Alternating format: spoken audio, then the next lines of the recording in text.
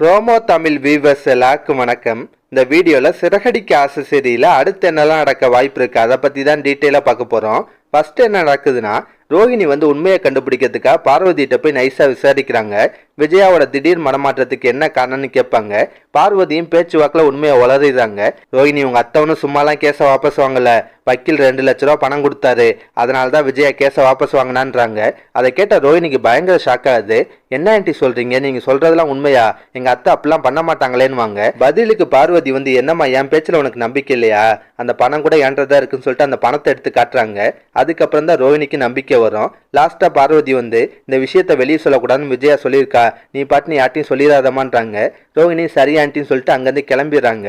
இதுக்கப்புறம் என்ன நடக்க போகுதுன்னா, சிட்டி ரோஹிணி கால் பண்ணி மிரட்டுறாரு. இங்க பாருங்க, தினேஷோட நிலைமை இருக்க மோசமாயிட்டே இருக்கு, இப்படியே விட்டு அவன் கண்டிப்பா செத்துருவான், அப்படி ஏதாவது ஆச்சுன்னா அவன் பாடியை கொண்டு வந்து உங்க வீட்டு வாசல்ல போட்டு நான் ஏதாவது வெளியூருக்கு எஸ்கேப் ஆயிடுவேன், அதுக்கப்புறம் வர போலீஸ் கேஸ்லாம் நீங்க தான் சமாளிக்கணும்ன்றாரு. அதை கேட்ட ரோஹிணிக்கு பயங்கர ஷாக் ஆகுது.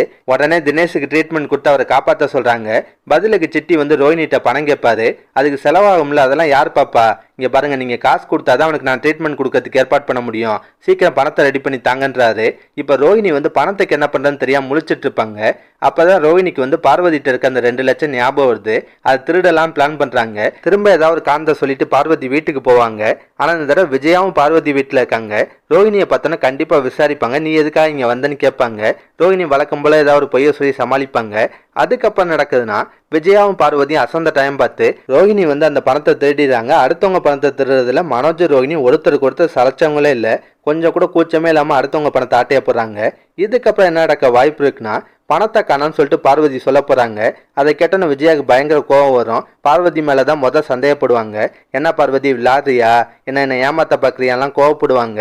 அப்ப பார்வதி என்ன விஜயா என் மேலே சந்தேகப்படுறியா, என் மேல நம்பிக்கை இல்லையா, நிஜமாலுமே பணத்தை காணோம்னு சொல்லிட்டு புலம்ப போறாங்க.